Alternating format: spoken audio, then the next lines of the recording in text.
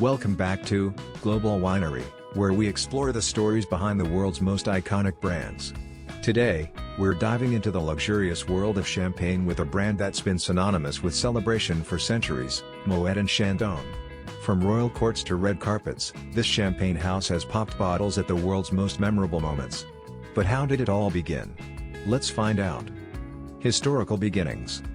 Our story begins in 1743 in Epernay, France. It was here that Claude Moët founded Moët & C, a wine trading house. His vision? To transform the local sparkling wine into a prestigious drink, enjoyed by Europe's elite. And he did just that by leveraging his connections at the royal court of King Louis XV. Visuals: old paintings of King Louis XV and early 18th century France. Claude's reputation grew rapidly, and by the mid-18th century, his champagne was in high demand.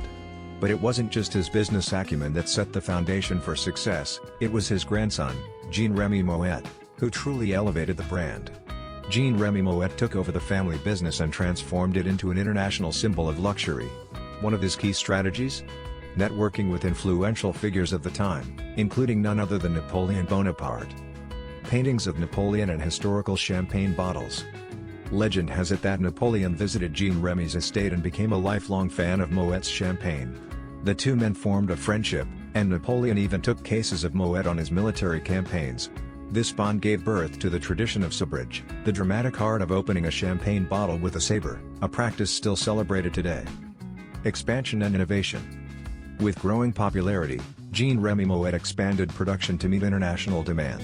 In 1833, he partnered with his son-in-law, Pierre-Gabriel Chandon, leading to the birth of Moët Chandon as we know it today. Vineyards and vintage champagne production. The company continued to innovate, mastering the Moët Chandon, the traditional technique of producing sparkling wine. By the 19th century, Moët Chandon was exporting champagne worldwide, becoming the drink of choice for royalty, politicians, and celebrities. The birth of Dom Perignon. One of the most iconic milestones in Moët Chandon's history was the introduction of Dom Perignon in 1921, named after the Benedictine monk credited with pioneering champagne production techniques. Monastery imagery and vintage Dom Perignon bottles. Released in 1936, Dom Perignon quickly became the flagship luxury vintage, representing the finest quality and craftsmanship. It's aged longer, made from the best grapes, and produced only in exceptional years, making each bottle a collector's treasure. Modern-day success. Fast forward to today, Moët Chandon is the largest champagne producer in the world, with over 1,200 hectares of vineyards. It's part of the luxury goods conglomerate LVMH, alongside other prestigious brands like Louis Vuitton and Hennessy. Modern vineyards, luxury events, and celebrity endorsements. From the Oscars to Formula One, Moët Chandon remains the go-to champagne for celebrations worldwide. But despite its global reach, the brand stays true to its roots, maintaining the highest standards of quality and tradition, legacy and influence. More than just a drink, Moët Chandon symbolizes success, elegance, and joie de vivre. It's a brand that continues to shape cultural moments, from royal banquets to modern-day red carpets. Montage of famous events with Moët Chandon bottles. Through centuries of history, one thing remains constant: Moët Chandon's commitment to excellence and celebration.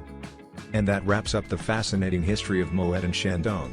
Whether you're toasting to a milestone or just enjoying life's little victories, there's no better way to celebrate than with a glass of Moët. What's your favorite champagne memory? Let me know in the comments below.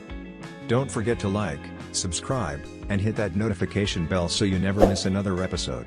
Cheers, and see you next time on Global Winery as we discuss more about our favorite wines. Thanks for watching.